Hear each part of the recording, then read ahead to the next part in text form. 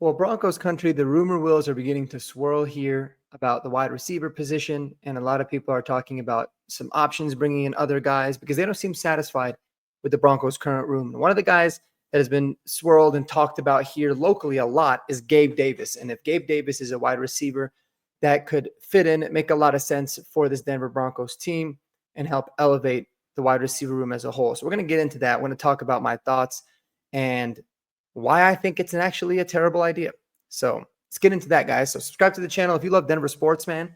And if you just like to have a good time, then I would appreciate you checking out the other videos and earning a subscribe from you. All right, let's get into it. So before we get into Gabe Davis and we talk about some of the different options that are available, I think it's important to kind of revamp the room. Talk about a little bit about the room that we have and what that currently looks like.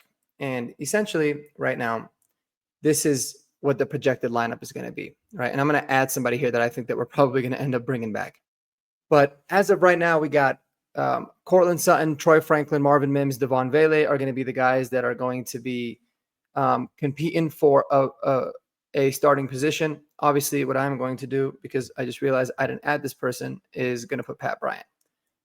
Because Pat Bryant, if I had to make a guess when it's all said and done, I think Pat Bryant is going to be the wide receiver 2 opposite of Cortland Sutton. And I think he's a phenomenal choice for it. But when you look at this, guys, when you look at outside of Cortland Sutton, we know what we have with him, right? And obviously we're going to have to figure out the contract situation.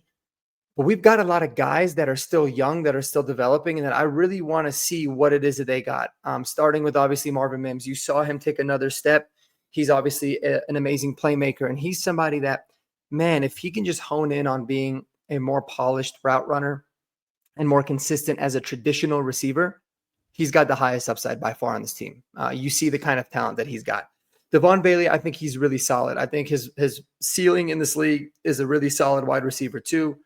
I personally like the idea of having him as our big slot receiver, somebody that could just run in the slot. He's decent in the short to intermediate routes, very tough across the middle, can obviously block. Pat Bryant, I view him as a true X on the outside. And Troy Franklin, unless he takes another leap in his development, he's more of the deep threat kind of guy. He's going to have particular packages, probably 30 to 50% snap share, and he's going to be the guy that takes the top off of the defense. And even if he's not receiving the ball, his threat helps open up things a lot for the underneath guys in the Sean Payton offense. So I like the room, and because there's a lot of nuance to it and it's a little bit confusing, I want to see how it ends up shaking out and playing out. I think that there's a really good mix of young guys. You obviously can't forget about A.T. Perry, and he's still young and he brings some of his experience. But let these guys come into camp. Let them all compete, and let's see how this wide receiver room ultimately shakes out. You know, where is Troy Franklin in his development? How is Pat Bryant going to be in his first year? Right? Where's Marvin Mims taking it? And how is Devon Vele in his second year of development? Those are going to be really intriguing questions, because just trying to sit there and say we need to bring in a veteran guy, to me, doesn't make any sense at this particular point, right? Earlier in the offseason, somebody like Chris Godwin or somebody like a Cooper Kupp made a lot of sense, because you knew exactly what they were going to be. We were missing a slot receiver. You knew exactly what it is that they were going to be in this offense. Right now, bringing somebody in like a Gabe Davis makes no sense to me. Firstly, I think he's very overrated. He's kind of a one-trick pony. He's had a couple really big playoff games, and everybody's freaking out about him. But aside from that, he's a pretty average overall receiver, in my opinion. Secondly, I just don't understand what benefit bringing him here would really pose for the team in its entirety, in my opinion. Actually, I'll bring it over and share this screen instead. Oops. Sorry, guys. I always screw this whole thing up, man. You know how it goes. There you go. All right. So it's not just about the PFF grades. I mean, this guy played in Jacksonville last year, right? And when you look at his overall receiving numbers, now positives here, obviously he's only 26 years old.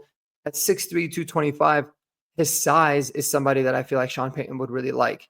But he had 20 catches last year, 239 yards, and 2 touchdowns in 11 games roughly that he had played.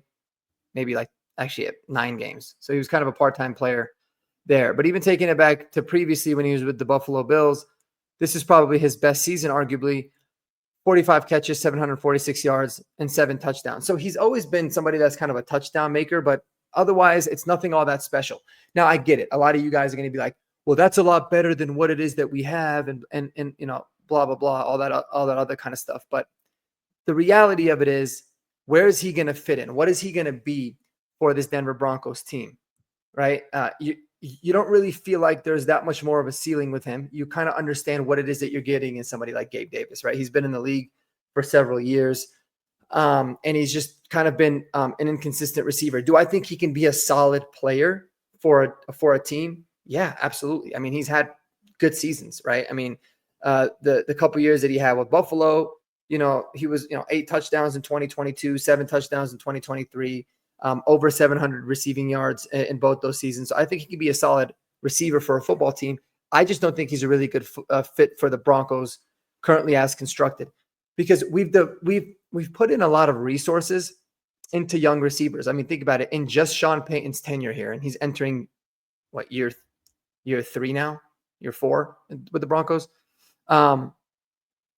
Is it year 4? Yeah. No, just 1 year with Russ, and then with Bo. He's entering his 3rd year with the Broncos. And in that time, he's drafted Marvin Mims. He's drafted Troy Franklin.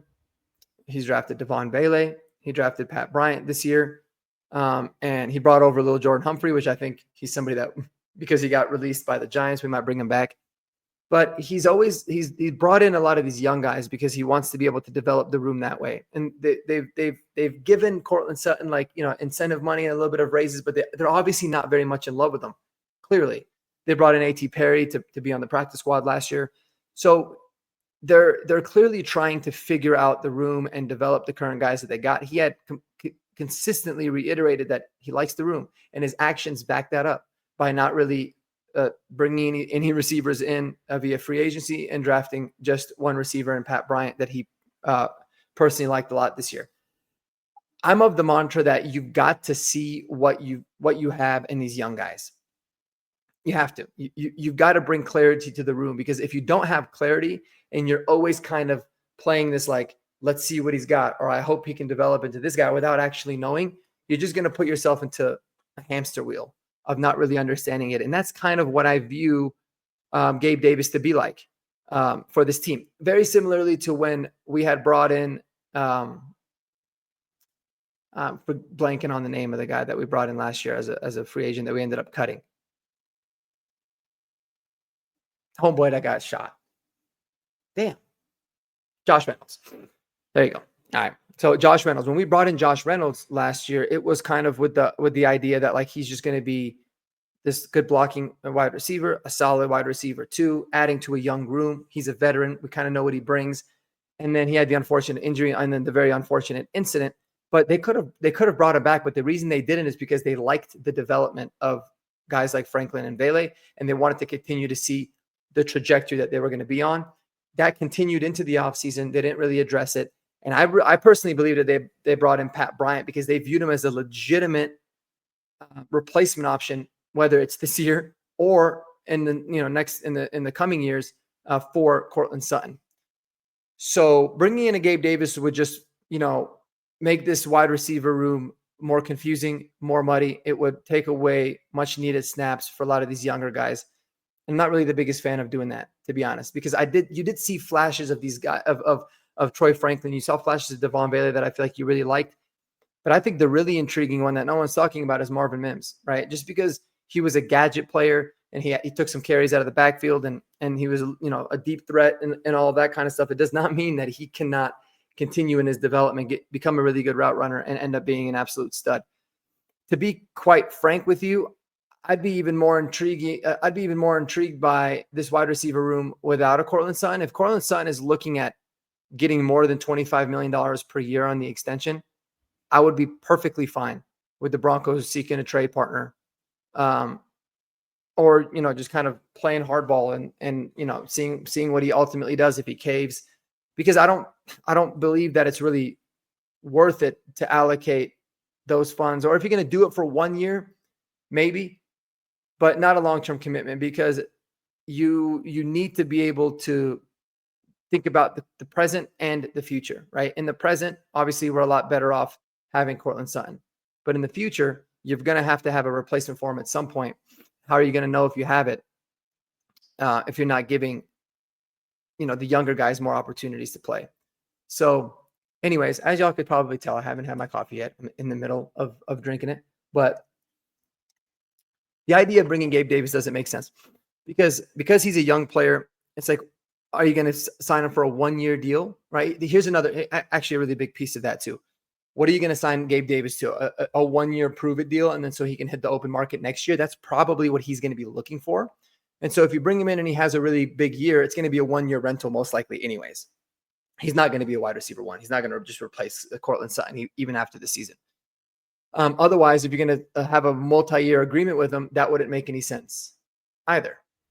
So if you're talking about a 1-year rental, I can get behind bringing in somebody like a Keenan Allen before a Gabe Davis, because if you're going for it and you need somebody to step in on a 1-year deal just to kind of be able to fill in and be productive for you, bring in Keenan Allen. I think he's still a more polished wide receiver than Gabe Davis. I think he fits this offense better with his ability to win in the slot if you need him, win outside if you need him. He's really good in the red zone. He's obviously very sure-handed, and I think he can still be very productive rather than somebody that's a very hit or miss player like a Gabe Davis is.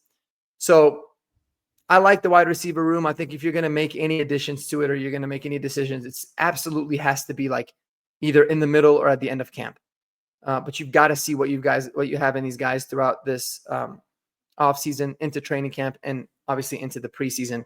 But I want to know what y'all think, man. Do you think we should kick the tires on Gabe Davis, or do you feel like there comes a point in having too many bodies in a room where it ends up kind of being counterproductive to developing these guys and creating the competition that you're looking for? I kind of lean towards the latter a little bit, but I'm curious what it is that y'all think. Anyways, man, until the next video, y'all have a great day. Enjoy your weekend. Go Broncos, and peace.